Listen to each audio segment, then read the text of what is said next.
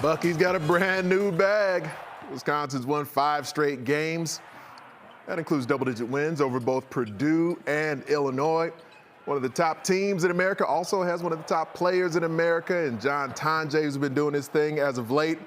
When we look at Mike DeCourcy and his tournament bracket forecast, he's got Wisconsin right now as a 3 seed. That brings us to today's big interview.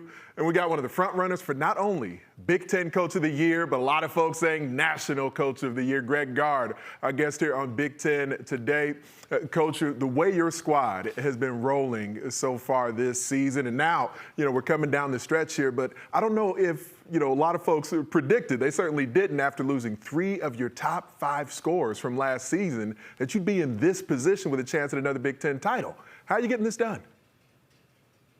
Well, really good players, first of all. I mean, there's no secret we got a really good group. I think having the core back, retention was a big piece of our offseason, even though we lost some guys, to be able to have Steve Crowell, Max Klesmit, Carter Gilmore, Kamari McGee, obviously John Blackwell, Nolan Winter all return, plus others. It anchored us foundationally, I think, here as we've always been.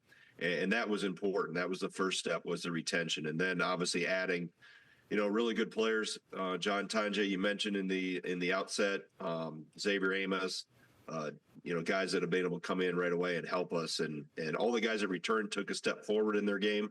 And the guys that come in via the portal have helped us, and it have fit. I think it's an overused word in coaching at times, fit, but it's really important that you have the right pieces, especially in today's world of the transient nature of rosters, that you have the right pieces in the right places.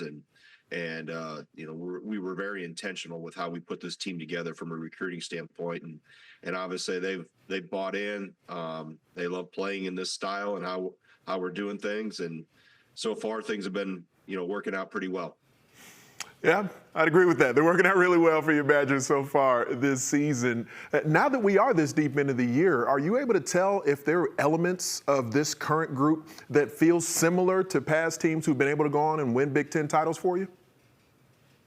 I think the teams that always end up winning titles have a great connectivity amongst them. The chemistry is really good. Obviously, you have to be really talented, and you have to have the right pieces in the right places. As I mentioned, you have to have some depth. You have to have some luck involved. You have to stay healthy for the most part. But I think the biggest thing that I found in my time here, that our best teams have been our most connected teams. And not that we've had disconnected teams, but some just reach a different level. And this team definitely has that. You can just tell the camaraderie and the chemistry. They enjoy playing with each other. They enjoy being around each other. They have great fun and find joy in the game. And I think that's really important, obviously, to get this group to reach its potential. Do me a favor, Greg. Grab your nearest flux capacitor. Let's go back in time briefly, and I'd love to just get an idea of when you started first visualizing this evolution for Wisconsin's offense into what we've seen this season. I mean, becoming one of the most explosive and efficient in America. Yeah, it was really no epiphany moment per se. It was something that, I've kind of been toying with, and we've been toying with for, quite frankly, at least, if not more than 3 years. Right. And we've kind of, gradually implemented some things. And then just watching how the game of basketball has changed, how the rule changes and emphasis have changed the game, how important scoring is in college basketball. I think the leaning into the analytics even more than what we had in the past has been a piece of it. And then obviously my staff. Obviously I got a terrific staff, and really changing the mindset of how we operate from, we're operating and constructed like a pro sports model, a pro sports organization. So not only in terms of how we play and how we train and how we develop, but also how we intentionally put a roster together, and the offense was a part of that. So it's been obviously an evolution that, it's caught fire here this year, but it didn't start just this year. It started, like I said, 3+ years ago. You ever hear Bo Ryan's voice, like in your ear somewhere, kind of reminding you to slow it down and feed the post? He loves what he's seeing right now. He loves what he's seeing. People forget that his teams in the early 90s in Platteville averaged over 90 points a game. So he's no stranger to playing with a little faster pace, and obviously the game has changed now from even that time, obviously, but even in the last 10 years, just you have to continue to evolve. I think it's either change and grow or die, and obviously I think I'm old enough to be anchored to the philosophies and the core values of the past, but yet young enough and still embracing change, and am excited about how we can continue to grow this program. Well, you mentioned how transient things can be in the sport these days, and that there's not another transfer portal addition who's been as impactful for their team as John Tonje has for you this season. In your mind, should he be the Big Ten Player of the Year? Well, I think in John's mind, the most important thing is be the Big Ten Team of the Year. And that's been the awesome part about John. You would think somebody coming in his 6th year of eligibility would have all the answers and not a lot of questions, and kind of a been there, done that attitude. And he's been the complete opposite. He asks a ton of questions. He has 2 separate notebooks going in our film room studies. He knows he needs to get better. He wants to get better. He's great in workouts. He's great in practice. He's fit seamlessly, like he's been here for 3 or 4 years, in terms of the locker room and how he's accepted everybody and how they've embraced him. So it's been a perfect fit. And I think the system has really allowed his game to explode, and he's gotten better in the time that he was here. I didn't envision this when I first laid eyes on him, in our workouts in June. But he just gradually continued to evolve and get better and be more comfortable with his teammates. And obviously they've done a great job of supporting and filling in around him. So, but I know in John's mind, winning is at the top of the list, and that's first and foremost. And as we always say, when you have a really good team, the personal accolades, they'll fall into place.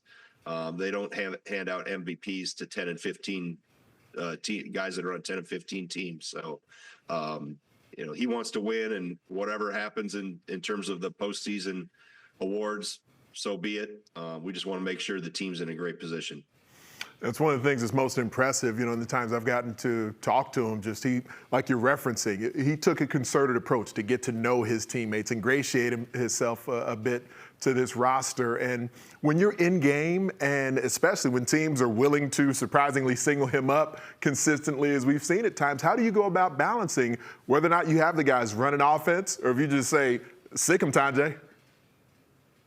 Well, it's a blend of both. There are some intentional called, sets and things, maybe out of timeouts or on the fly. But by and large, this group has really figured out, and I think that's the beauty of this, what we're doing offensively.